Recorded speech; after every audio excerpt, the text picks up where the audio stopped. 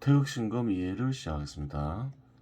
절대적 개념들을 한 번에 인지하지 못하는 이유는 절대적 개념은 조건이 완전히 갖추어져야 인지할 수 있는 속성을 지니고 있기 때문입니다. 또한 인간의 인식 능력의 한계로 인해 절대적 개념을 한 번에 인지하지 못합니다. 그래요. 절대적 개념을 누구나 한 번에 인지하지 못하죠. 그게는 몇 가지 이유가 있다는 거예요. 그래요. 중력을 예로 들어보겠습니다. 우선 절대적 개념을 알고 싶은 의지가 있어야 합니다. 위에서 아래로 물체가 떨어지는 것이 당연한 것이 아니라 섭리의 절대적 개념이라는 인식이 있어야 합니다. 그리고 관찰하여 구체적지를 포착할 수 있어야 하니 산매 능력이 필요합니다. 그리고 구체적지를 표현할 수 있어야 하니 수학을 알아야 합니다. 그러한 조건들이 갖추어졌을 때 창조와 파멸작용이 형태를 지닌 의지와 결합하여 우화의 마음 가르치죠. 개념을 드러내는 것입니다. 개념에 불완전한 부분이 있다면 갖추지 못한 것이 있다는 얘기입니다. 그렇죠. 과거 지구에 살던 인간들 모두 물체가 위에서 아래로 떨어진다는 사실을 알았으나 뉴턴이 최초로 법칙화한 이유는 다른 사람들은 중력이라는 절대적 개념을 구체적으로 인식하여 표현할 수 있는 조건을 갖추지 못한 탓입니다.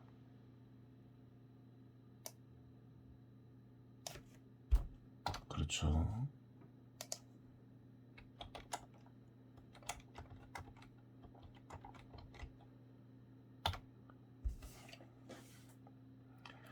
물체가 아래로 떨어진다는 사실을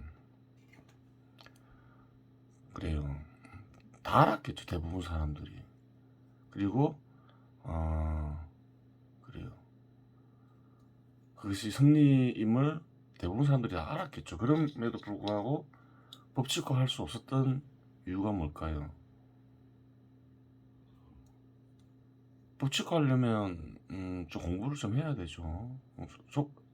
조건이 필요한 거예요. 그래요. 그리고 또 의지가 또 있어야 되는 거죠. 그러한 조건들을 갖추지 못했기 때문에 많은 사람들이 물체가 아래로 떨어지는 것은 섭리작용임을 직관했다 하더라도 법칙화하지 못한 것이죠. 인간은 언어나 그림과 같은 표현 수단을 통해 대상을 인식할 수 있습니다. 하지만 그런 수단들은 단계적으로 인식 가능하게 하는 수단들이지 한 번에 인식 가능하게 하는 수단들은 아닙니다. 그래요.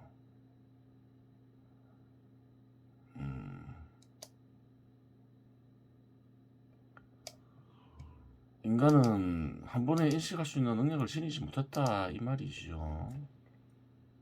한 번에 이해하고 직관하면서 이해할 수 있는 능력을 지니지 못하고 있다. 그래요. 인간의 한계에 대해서 얘기를 하고 있는 거죠.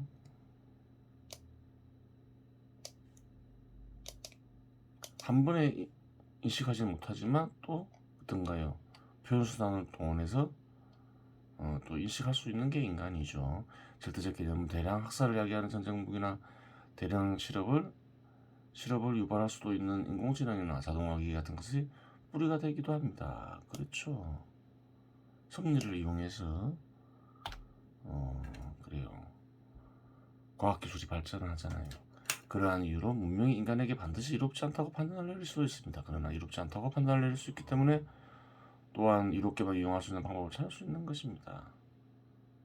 인간이 이용하는 도구는 어떤 거예요? 도구든 뭐 섭리든 어떤 목적을 가졌느냐 또 어떻게 이용하는가에 따라서 그래요. 이로울 수도 있고 해로울 수도 있는 것이지요.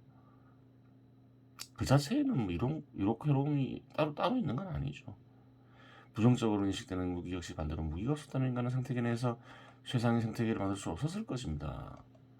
무기도 필요하니까 만들었겠죠. 인간의 육체적 힘을 상회하는 생물들 역시 많기 때문입니다. 무기가 없으면 그래요. 인간도 그 자연계에서 위험에 처할 수 있는 거죠. 또한 최근 장기간 강대국들 간의 전쟁은 발생하지 않았는데 대량 살상 무기의 사용 결과에 대한 두려움이 핵심적인 하나의 원인이 되고 있음을 부인할 수 없습니다. 이거를 그래요. 쓸 때만 하더라도 강대국들 간 전쟁은 발생하지 않았죠. 최근에도 마찬가지죠. 인공지능이나 자동화 기계로 대량 실업이 확실시되면 그에 맞추어 인구를 조절하면 될 뿐인 것입니다. 이러한 점을 볼 때 특정한 결과를 상정하여 이롭다 이롭지 않다라고 판단하는 것은 억견이고, 절대자 역시 특정한 상황에서 특정한 결과를 상정하여 이로움을 판단하지는 않는다는 결론에 도달합니다. 그렇죠. 이로움이라는 것은 인간이 가치관에 개입한 것이고, 절대자의 절대적 개념은 조건이 되면 드러날 뿐이고,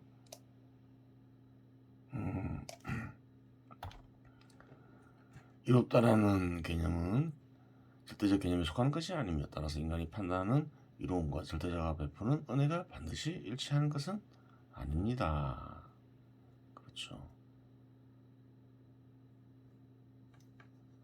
그러면 이롭지 않다라고 생각하는 일들이 발생하는 원인은 무엇일까 고민을 해보아야 하는데, 이는 쉽게 답을 구할 수 있습니다. 절대적 개념은 조건이 갖추어지면 필연적으로 드러나기 때문입니다.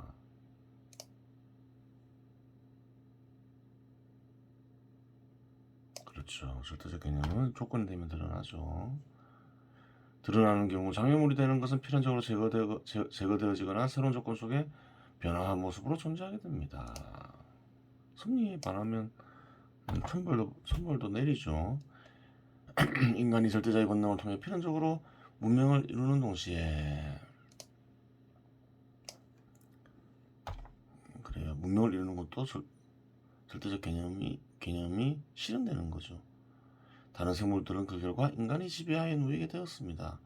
소나 돼지, 양 등은 사육되며 인간의 음식물로 전락하였으며, 사자나 호랑이 같은 맹수 역시 동물원에 있는 인간의 구경거리에 지나지 않게 된 것입니다. 절대적 개념이 역사에 드러날 때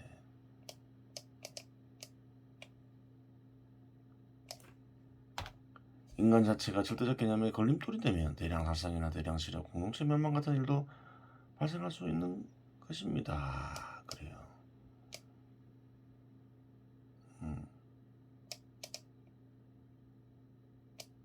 그렇죠.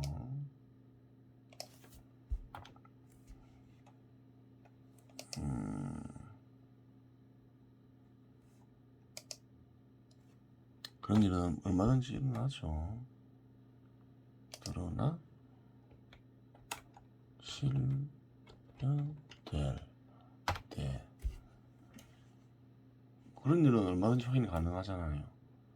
조선이 왜 멸망했나요? 한국 같은 경우에 절대적 개념이 드러나 실현되는 상황이었죠. 시대가 바뀌는 상황이었죠.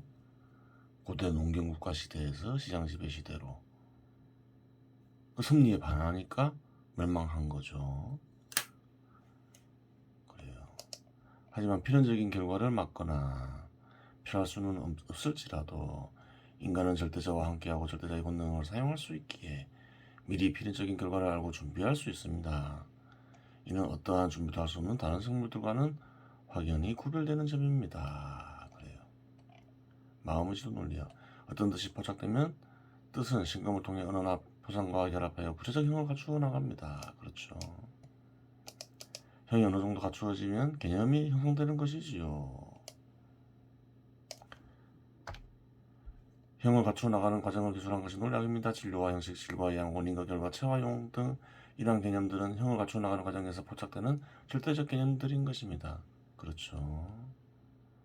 이 과정은 보이지 않는 것이기에 이해하기 쉽지 않고, 이해하더라도 쉽게 납득할 수도 없고 활용할 수 없을 수도 있습니다. 그래서 이러한 개념들은 이해하는 개념이라기보다 선악편에서 언급하는 부택을 보고서 조용한 장소에서 집착으로 인해 생긴 모든 상을 내려놓고 관조를 통해 마음을 살펴가며 깨달아 나가는 개념들이라고 보면 됩니다. 이거를 쓰니는 논리학도 탐구해서 알 수 있죠. 상을 여의고 조용히 마음을 응시하고 있으면 순간적으로 떠오르는 것이 있는데, 그러한 것들을 장기간 메모해 놓고 과정을 살피면 이해를 넘어선 깨달음의 질을 얻을 수 있는 것입니다. 즉 마음의 지도가 무아에 드러나며 새겨지는 것이지요. 드러나지 않으면 언어로 표현할 수 없는 것이니 마음의 지도를 언어로 표현한 헤겔이나 아리스토텔레스나 칸트 같은 사람들이 진리에 대한 얼마나 강인한 의지를 가지고 있었는지 짐작할 수 있는 것이지요. 서구 철학자들이 그와 같은 노력은 놀랍지만 문제점이 없는 것은 아닙니다. 마음이나 세상에는 전개되는 형식이 분명히 있고 전개되는 과정에서 그러한 형식을 잃게 하는 여러 가지 개념들이 발견되는 것도 사실이며 대부분의 개념들을 포착해낸 것은 놀라운 성과이지만 지나치게 형식에 치중한 점이 있다는 것입니다. 논리학에 대해서 한 권 정도 책 읽어볼 필요는 있겠죠. 어떤 것이 있는지는 뭐 아는 게 좋죠. 하지만 집착할 필요는 없다. 그런 얘기를 하는 거죠. 마음이나 세상이 기계적인 형식을 지녀 투입하면 정형화된 형식에 의해 선출되는 그러한 원리로 진행되는 것은 아닙니다. 만일 그렇다면 사유의 모든 결과는 동일해야 할 것입니다. 즉 사유의 과정이란 몸이 건조하고 기계적으로 진행되는 것은 분명히 아닙니다. 또한 공국의 관점에서 기술하려고 했다는 점 역시 문제점으로 지적할 수 있습니다. 만일 궁극의 경지에 이르지 못하였는데 이르렀다고 판단하고 마음의 지도를 기술한다면 그거를 읽는 독자들은 이야기도를 뿐만 아니라 쉽게 공감하지 못할 것입니다. 하지만 그렇다고 하더라도 이룩한 성과를 생각하면 그리 큰 오점은 아니라고 생각하겠습니다. 대부분의 사람들은 그러한 논리학에서 참뜻을 얻지 못하더라도 누군가는 그러한 논리학에 간직된 참뜻을 얻을 것이기 때문입니다. 논리학을 깊이 있게 연구한다 해서 어떤 특정한 대상에 대해서 지를 구축할 수 있는 건 아니에요. 제일 중요한 건 뭘까요? 참된 뜻을 얻는 것이지요. 그 뜻을 키우다 보면 그래요. 논리학이 있다는 것도 알고 논리에 대해서 알게 되는 거죠. 그것이 맞는 방법이지 논리학에 집착하면서 논리에 입각해서 어떤 대상에 대한 질을 탐구하겠다. 그건 반대로 연구하는 건데 성과가 없겠지요. 태열과 마종지에 대해서 보겠습니다. 여기서부터 하면 되죠. 저번 시간에 뭐라 했나요? 이런 신의 마음에 태어나면 오래 살거나 영원한 생명을 얻는데 그래요. 이런 신의 마음에 태어나기가 어렵다. 그렇죠.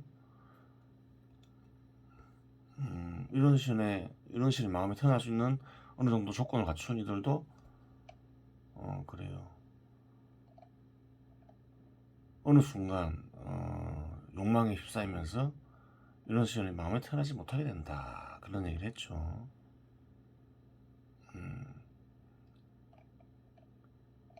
그 다음 보겠습니다.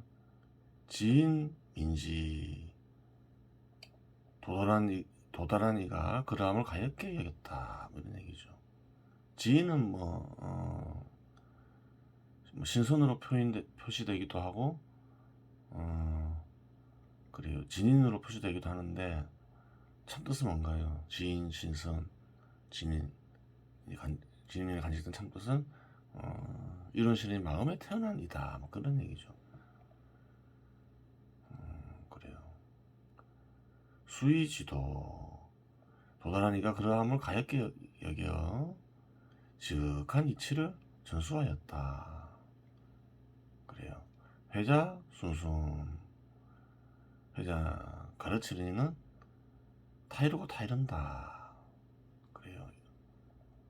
죽음에 이르지 않고 이런 신의 마음에 태어나게 하여 오래 살게 하고자 뭐 타이르고 타이른다 이렇게 얘기하고 있죠. 청잡 묘묘 아득할묘죠.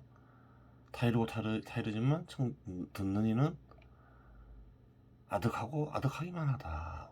무슨 말인지 못 알아듣는다. 이렇게 얘기하죠. 기고하제 이게 도대체 무슨 연구인가? 아무리 타이르지만 듣는 이는 말귀를 못 알아들으니 무슨 연구인가 이 말이죠. 개불명 대도 채용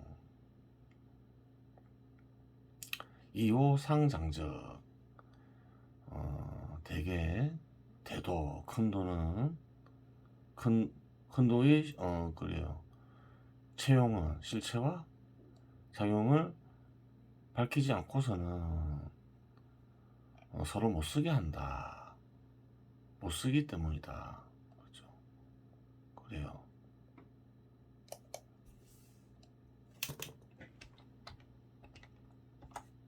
그래요. 무슨 말인가요?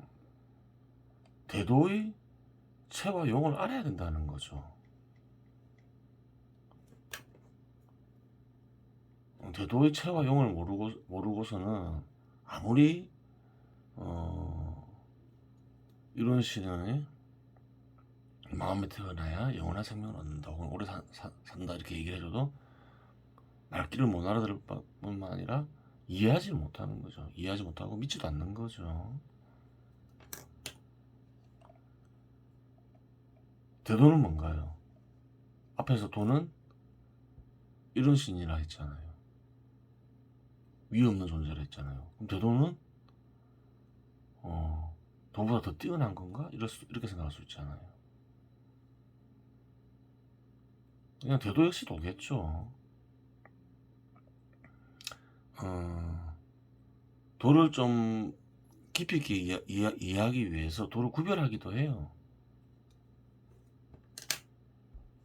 주석이 있죠. 도로 표현되는 이런 시는 도가도와 상도로 나누어 인식된다. 대도는 상도를 가리킨다. 도가도 비상도, 명가명 비상명, 도가도 비상도.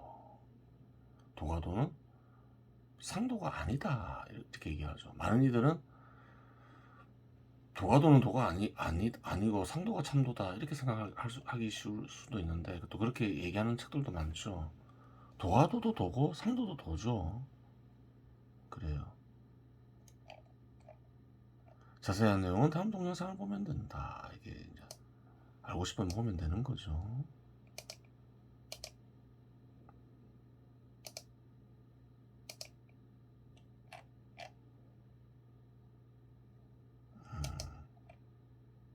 그래요.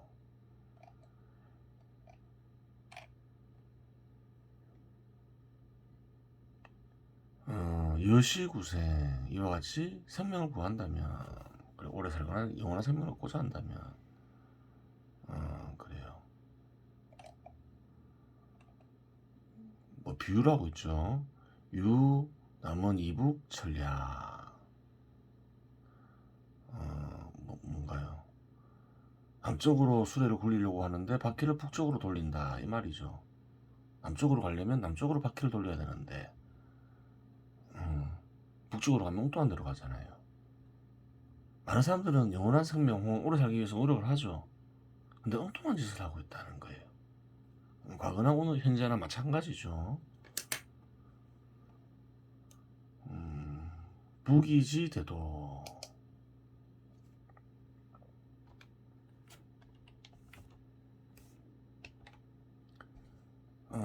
어찌 사람이 알겠는가. 그렇죠. 대도가 허물을 채로 삼는다. 그렇죠. 그리고 은연을 용으로 삼는다. 이렇게 이야기하고 있죠. 어려운 말이죠. 그래요.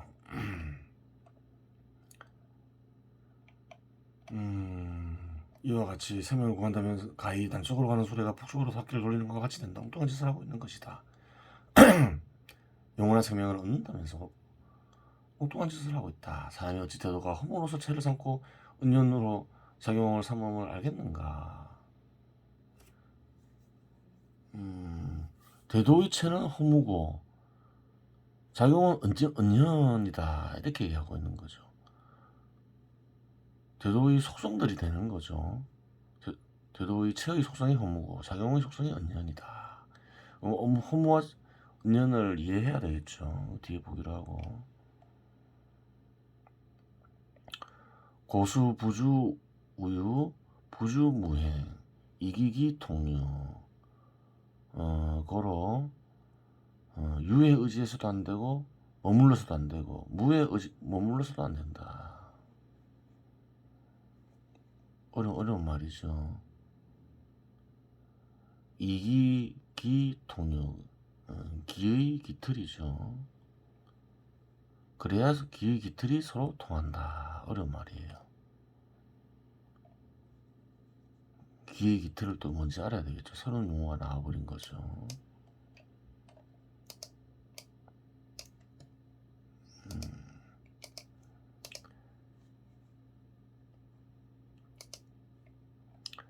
한번 틈져서 보겠습니다. 이런 신의 마음에 태어나 생명의 비밀을 아는 이가 그러한 현실을 안타깝게 생각하여 참된 이치를 전수하였다. 그렇죠.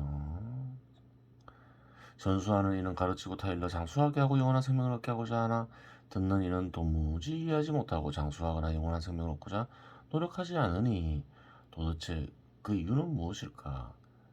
장수하거나 영원한 생명을 얻고 싶어하고 노력도 하죠. 엉뚱한 짓을 해서 그렇지. 되게 항상 있는 세상을 이루어지게 하는 존재. 즉 이런 신의 실체와 작용, 나아가 둘 간의 관계를 밝히지 않고서는 아무것도 알 수 없기 때문이다. 그렇죠. 항상 존재하는, 항상 있어 활동하는, 이렇게 쓰는 게 더 정확하겠죠. 이해하기 쉽고.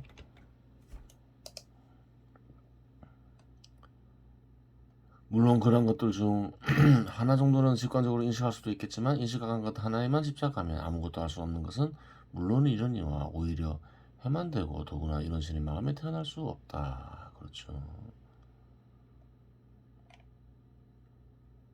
이게 나왔지만 되게 큰 도의 실체와 작용을 밝히지 아니하여서 서로 못쓰게 하기 때문이다. 자세하게 밝히는 거죠. 실체도 알아야 되고 작용도 알아야 되고 둘 간의 관계도 알아야 된다 이 말이죠.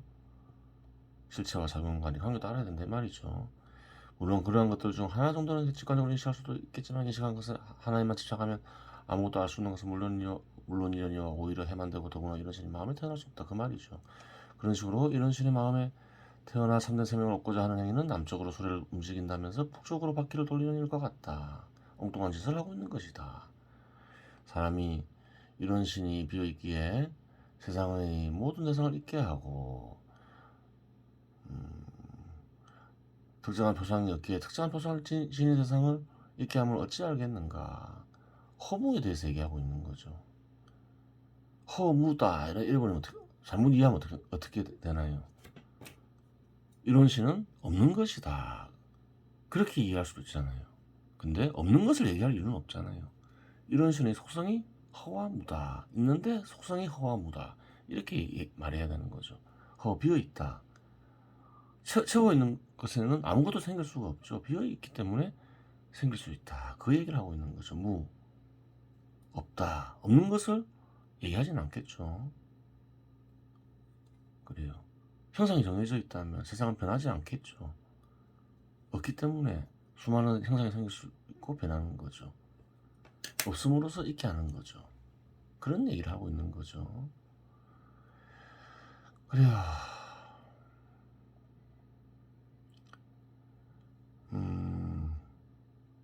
사람이 이런 신이 비어있기에 세상의 모든 대상을 잊게 할 수 있고 특정한 표상이 없기에 특정한 표상을 지닌 대상을 잊게 하면 어찌 알겠는가. 또한 사람이 이런 신이 작용이 끊임없이 조건에 따라 나타나기도 하고 사라지기도 함을 어찌 알겠는가. 작용을 은연이라고 했잖아요. 은연, 숨다, 숨기다, 현 나타나다, 나타났다 사라졌다 이러는 거죠. 그 얘기인 거죠. 조건이 되면 나타나기도 하고 사라지기도 한다 이 말이죠. 그러한 이유로 드러난 것에만 집착해서는 해소도 아니 되고 감추어진 것에만 집착해서도 아니 된다. 그래야만 작용을 일으키는 기관들이 통하여 원활해진다. 기의 기틀은 그래요. 작용을 일으키는 기관을 가리키죠. 마음에도 있고 세상에도 있죠. 그렇게 풀이하면 이해하기 어렵지 않죠. 오배 공법, 우리가 공부하는 법은 오배 공법, 유당 이태일 위봉, 태일을 근본으로 삼고 태일을 본으로 삼고 그 말을 말단으로 삼는다.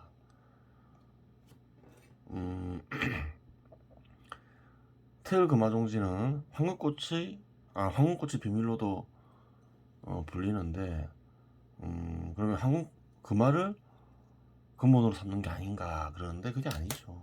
태일을 근본으로 삼죠. 태일은 위 없는 존재, 이런 신을 가리키고 이런 신을 통해서 마음에, 인간의 마음에 이런 신이 마음이 드러날 수 있다 했죠. 그것이 바로 금화죠. 당연히 이런 신의 마음을 있게 하는 이런 신이 근본이 되는 거죠.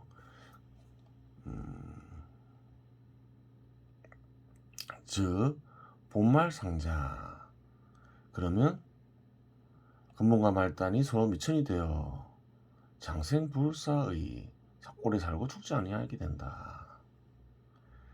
태일을 근본으로 삼는다 해서 이런 신의 마음을 경시하는 건 아니죠. 단지 이런 신의 마음을 중시하는데 이런 신의 마음을 있게 하는 이런 신을 더 중시한다, 그 말인 거죠. 사도야, 이와 같은 이치는 고래 선진 예로부터 신선이나 지니니 심심상인 마음에서 마음으로 전하였다. 전일득일, 한 가지를 전수하면 전일득일, 한 가지를 얻었다. 그렇죠. 자태상 화연 최전동화, 이건 남북이죠. 앞에서 얘기했던 거죠. 이거는 반복되고 있음을 알고 있죠. 태상노군으로부터 시작하여 동화 제군에게 이어졌고, 그래요. 남북 이종, 남종 북종을 가리키죠. 앞에서 얘기했던 부분이죠. 태열을 태리라고도 불렀다. 같은 태열이나 태리는 같은 대상을 지칭하고 있는 거죠. 이런 신 혹은도 그래요. 이번 시간은 여기서 마치겠습니다.